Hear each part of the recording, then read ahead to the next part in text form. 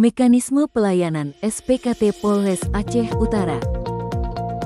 Tamu yang berkunjung ke Polres Aceh Utara wajib melapor ke piket penjagaan Satsa Mapta.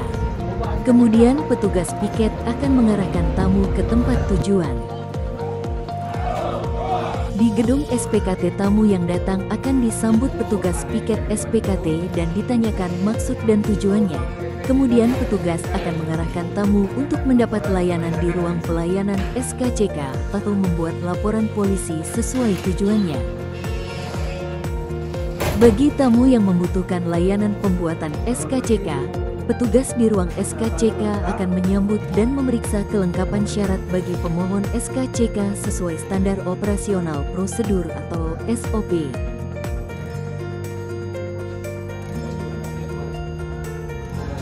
Bagi tamu pemohon SKCK yang baru, diperlukan pengambilan rumus sidik jari oleh petugas Inafis.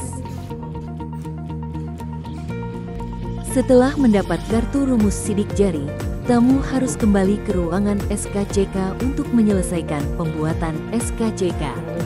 Bagi pemohon SKCK akan dikenakan tarif penerimaan negara bukan pajak senilai Rp30.000 dan selanjutnya dapat meninggalkan gedung SPKT setelah menerima lembaran SKCK dari petugas.